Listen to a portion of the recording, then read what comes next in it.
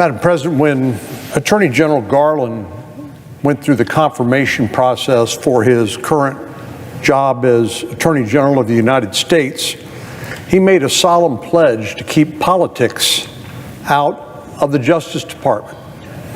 I, for one, was encouraged by his statement, having seen the disastrous politicalization of the Justice Department under former Attorney General Eric Holder and Loretta Lynch.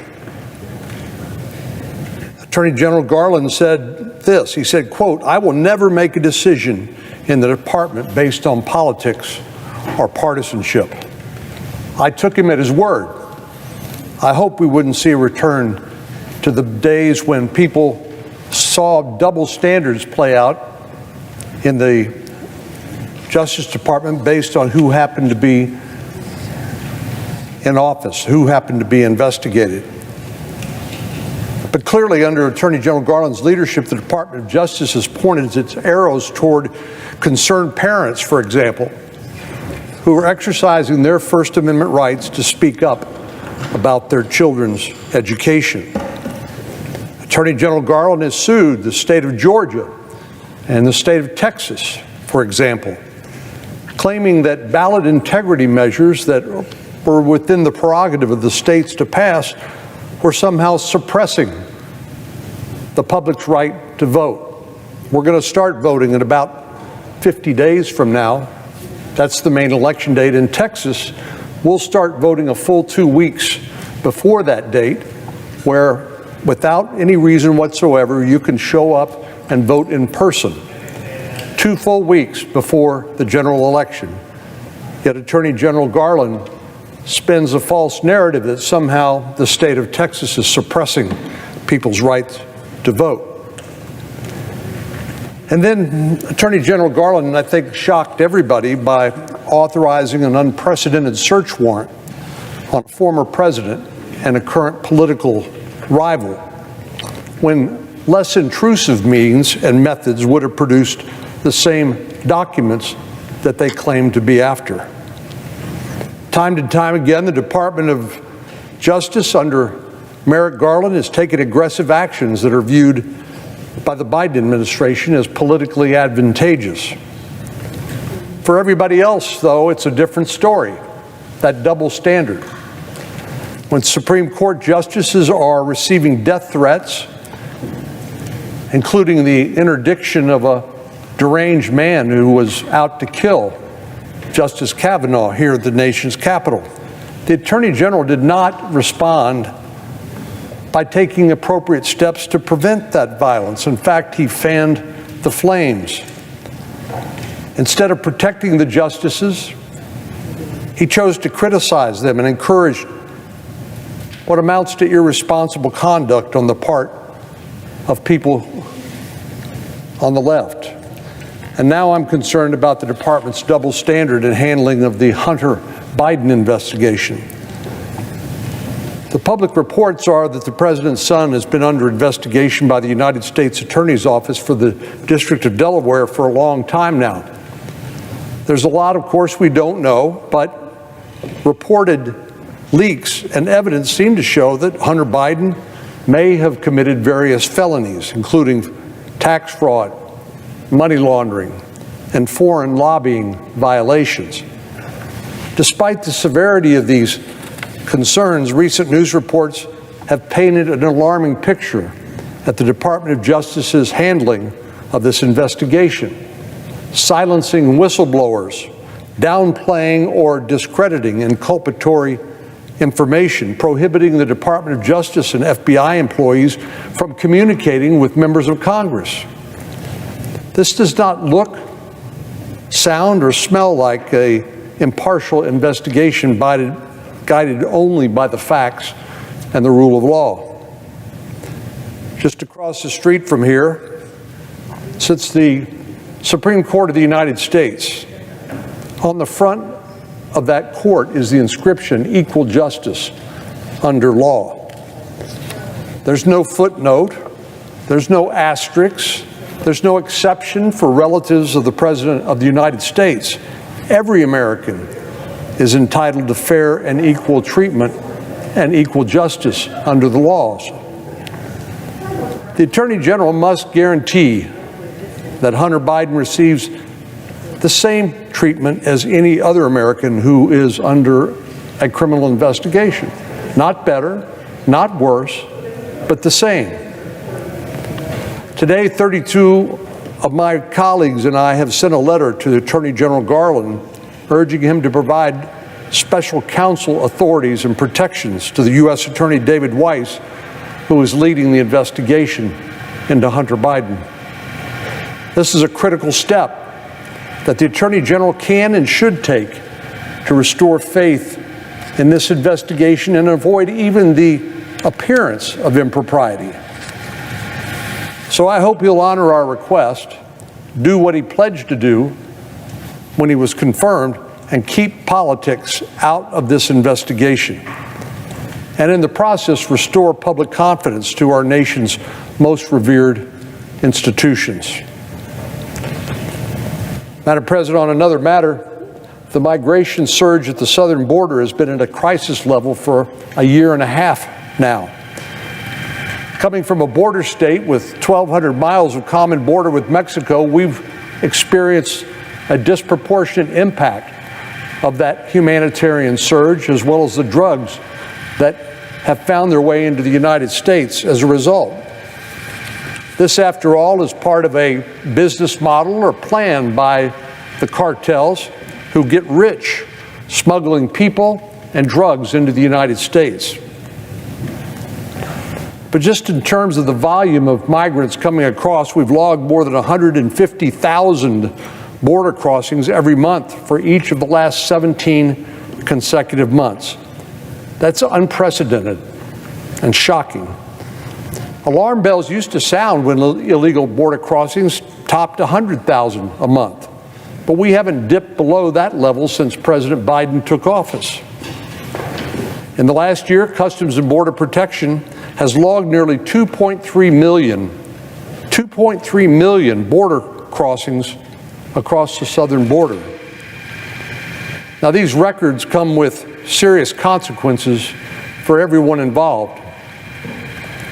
Our Democratic colleagues and members of the news media focus their attention on how this surge impacts the migrants themselves, and there's no question that migrants endure a brutal journey to reach our country. They typically pay thousands of dollars to travel with human traffickers, or coyotes as they're sometimes called, who are known to rape, rob, abuse, and abandon for dead their customers. Those who survive the perilous journey to our border still face serious dangers. These are people who come not through our legal immigration process, but want to jump ahead of the line of the people who are waiting, even though we naturalize about 1 million people a year in the United States. In June of this year, 53 migrants, including 3 children, passed away after being locked in a tractor-trailer rig on a 100-degree day in Texas. A horrible way to die. The Washington Post described it as the deadliest smuggling incident of its kind in U.S. history. Last month, 2 children died attempting to cross the Rio Grande and drowned in that river attempting to make their way into the United States.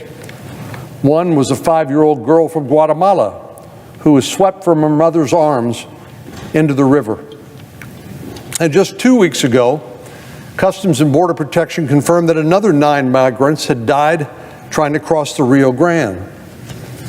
Since last October, more than 750,000 migrants have died at our border. That does not include the ones we have not yet discovered, but will eventually discover as a rancher comes across the bleached bones of a migrant who's been left behind by the heartless coyotes. Migrants are suffering every day, and we can't lose sight of the humanitarian crisis. But the migrants aren't the only victims of the border crisis. They've chosen to try to enter the United States irregularly, other than through legal means, and turn their lives over to people who care nothing for them, but care only about them as a human commodity and how much money that they can make smuggling them in the United States. But migration surges have a devastating impact on border communities like the border communities in my state, in Arizona, New Mexico, and California. Over the last year and a half, I've visited our border communities several times and repeatedly have heard of the strain of this crisis. Nonprofits who try to assist in a humanitarian way. The migrants lack the space or resources to care for the thousands of people entering our country every day.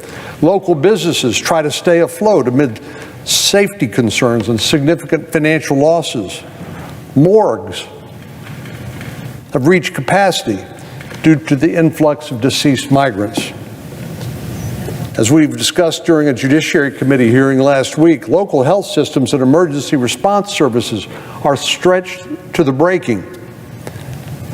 Last year alone, in a small town called Del Rio, Texas, 15,000 Haitian migrants showed up under a bridge. Can you imagine? A town of 35,000 people having to deal with trying to address the needs and treat these migrants in a humane way. Well, during the 2019 surge, Customs and Border Protection reported that it was on track to refer more than 31,000 migrants for medical treatment, compared with only 12,000 the previous year. Of course, the surge in 2019 pales into comparison to what's happening now as a result of President Biden's failed border policies. The number of migrants needing medical care today is much, much higher. The strain this places on local hospitals and public health systems not only impacts the migrants, but also the American citizens who live and work in these border communities. We all remember the strain on our healthcare systems during the height of the pandemic. Hospitals inundated with COVID cases made it more difficult to get care in the event of you were experiencing some other public or other health emergency. As Brooks County Sheriff Martinez wrote in his testimony in the hearing we had last week, ambulances that ordinarily would respond to emergency calls from local citizens are now diverted to answer calls in remote areas, to answer the needs of the migrants who are experiencing a health emergency, reducing the medical services available for the local residents who actually pay the taxes that support those services. The impact of this crisis on border communities in Texas is not a consideration for the Biden administration. They simply don't care. Or, frankly, most of my Democratic colleagues here in the Senate. We heard from the chairman of the Senate Judiciary Committee, the senior senator from Illinois, complaining about the terrible state of our broken immigration system and what's happening now as migrants are being bused to places all across the country, including Chicago. But he's the only one who can convene a markup of legislation.